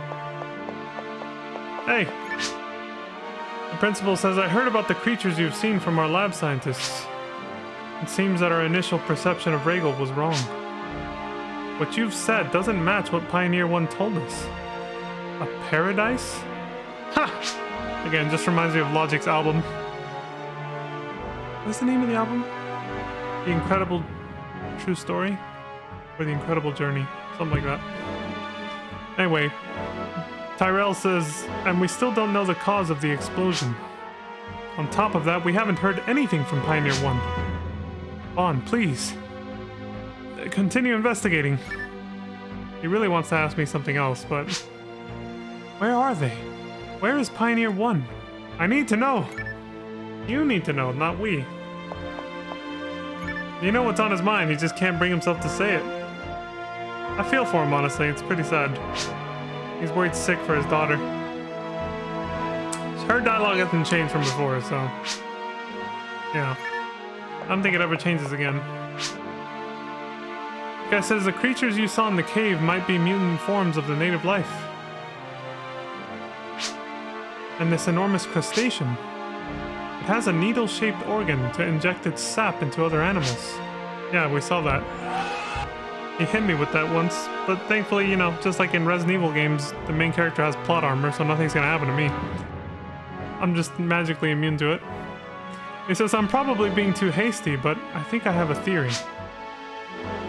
I think that this sap is changing the animals into these mutant life forms. You don't say. You came to the same conclusion as Rico. I mean, it feels kind of obvious, yeah. If that huge creature was the reason, we should be safe now. It was defeated by Vaughn, the skilled hunter. Dylan! Have there been more of these creatures? Was it really the last one? Nobody knows. There must be more. Hundreds of them must exist. He's going crazy. He's losing his fucking mind. This is the same guy who said if a planet dies, its people should die with it. So keep that in mind. You might want to do something about that guy. He might actually... Yeah, they might want to consider putting him in a padded room at some point. For his own safety as well as the rest of ours. And that's it. With that, we've unlocked the next section of the main scenario, Mine 1.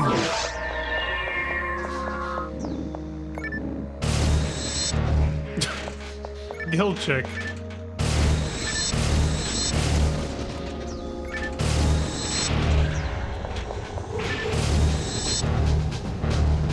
Drop a club of Laconium. What the fuck is that?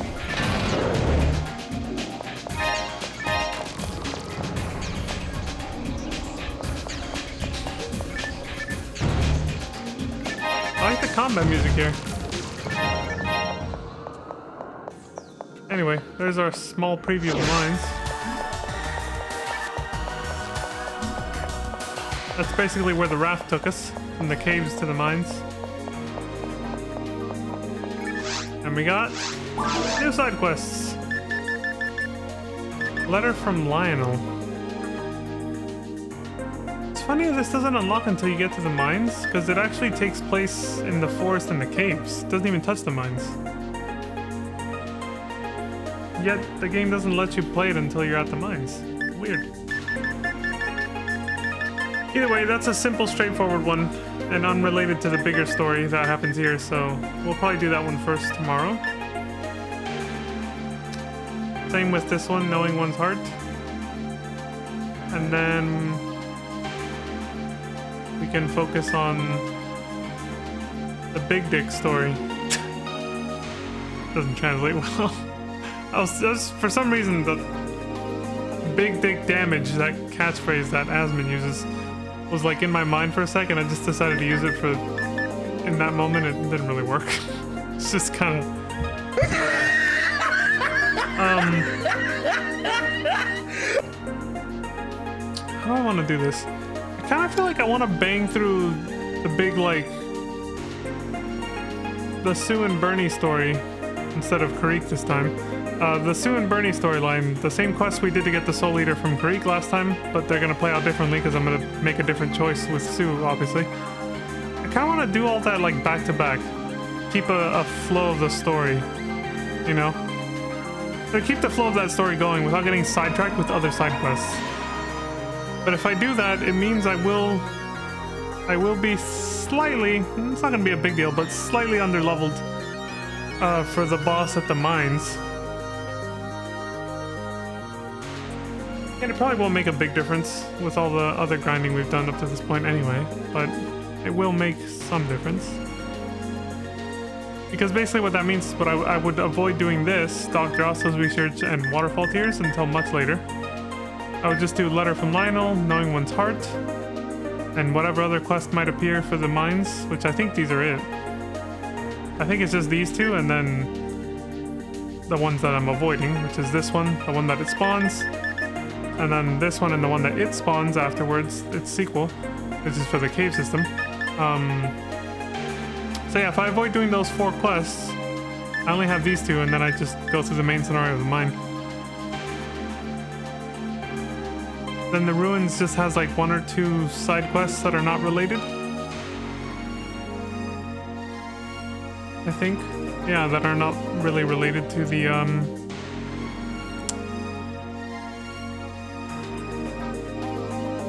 There is one that I'm kind of wondering if it makes more sense to play before or after. Because it involves Bernie, but it's not part of that overall longer storyline, so I'm a little... It's the one where we saw him die? Question mark? Like, did he actually die? We don't know. Like, it obviously wouldn't make sense. The one with the Great Sword Master Zoke or whatever, with the 3 legendary katanas. So it would be kind of immersion breaking to do that quest first, if it's meant to imply that he actually does die, and then do the ones that actually involve him more thoroughly, but like after that. I just don't know if it's actually implying that he died or not at the end of that one. On the flip side of that, it'd be kind of weird to do that longer storyline that involves him, and then do that, it's like, and watch him die. It's like, okay. Just kind of a moment.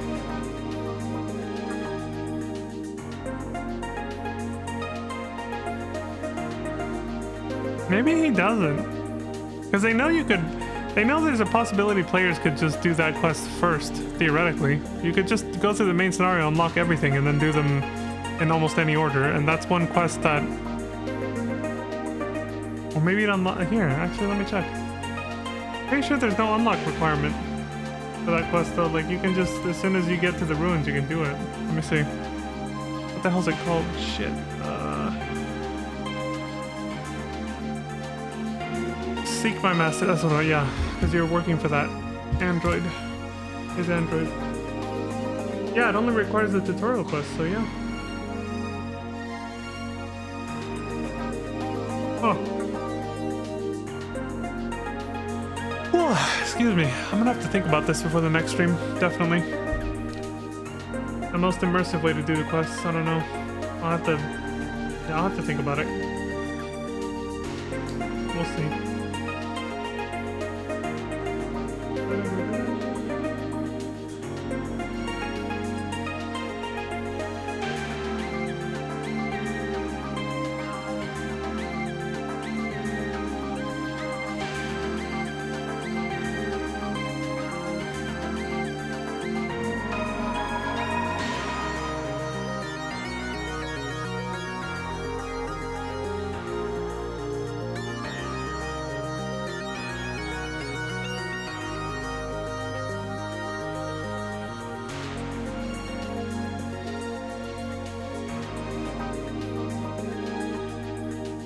Oh, my gut right now is telling me to do Seek My Master last. Well, actually, no. The more I think about it, the other way around. Feels like it would make more sense. Like, no matter which order, it's gonna feel fucking weird. It all depends on how the big story arc that we're gonna be doing and overall how that ends. But since I don't know, and I don't want to spoil it for myself, I don't know what the best order to be, what the best order is for actually doing that, unfortunately. I don't know how things end for Bernie and Sue at the end of that other storyline, so I don't know.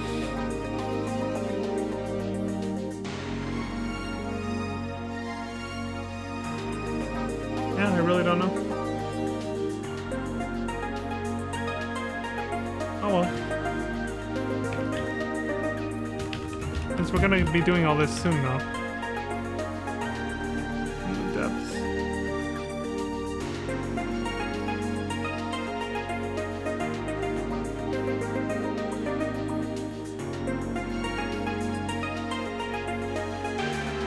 Oh yeah.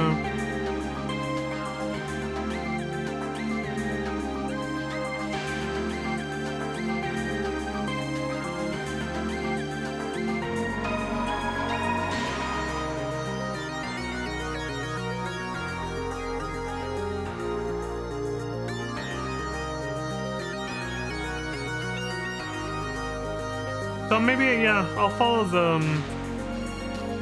the order of the gamepad guide. I'll do the whole Sue and Bernie thing and Soul of Steel and get the true ending for that first. And then afterwards do the Seek My Master quest, despite how much of well, it's like, it's gonna be, depending on how it ends, you know, it's gonna be mildly underwhelming by comparison. But I think that would definitely make a little bit more sense. I assume Bernie's not gonna, well, it's not gonna be implied that he dies at the end of the longer storyline, so it would make more sense to do it that way, yeah.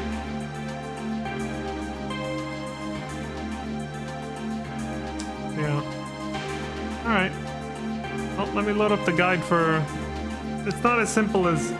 Like, to get the Soul Eater for from Karuk, you just don't tell Sue, you know, your name, and then you play the quest in a certain order. Here, we're gonna tell her our name, and we still have to play the quest in the same order. However, there's also answer choices that you have to give very specific answer choices to certain characters now to actually get through the whole storyline correctly. It's not like too difficult or overcomplicated, but it's definitely not as simple as it was to get the Soul Eater. So I definitely did not do this, I'm pretty sure. 20 years ago, I didn't have a guide for this, as far as I can remember. For how to get the true ending of this story and everything. I just knew there was 2 outcomes, but I only knew the outcome to get the Soul Eater scythe, but I didn't know how to do the other one. So, yeah, let me pull that up and have it ready for when we get there. Yeah, tomorrow we're definitely not getting there. We gotta do these 2 quests and then go through the whole mines anyway, so. But I'll pull it up just to have it ready. Let's see. He has it all here on the Soul of Steel. Yeah, he has the whole step-by-step guide for the entire quest chain here. Cool. Alright, I'll leave it open here then. Alright, let's close that tab. And then... close this. Reset this. And we're out of here.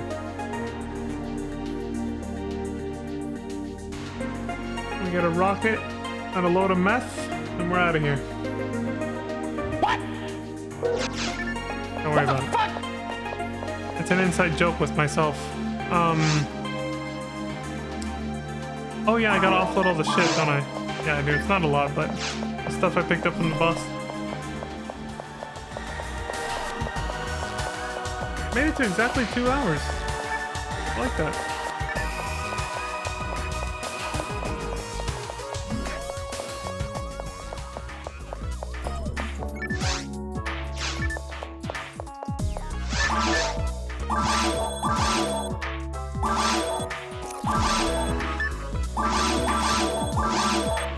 Don't need these anymore.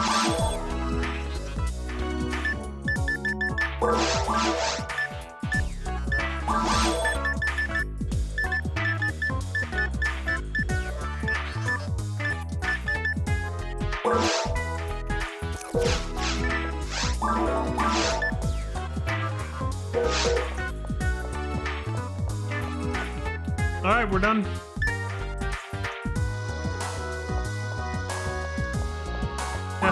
Just making sure. Whew. All right, folks. Thank you very much for watching. As always, I appreciate it.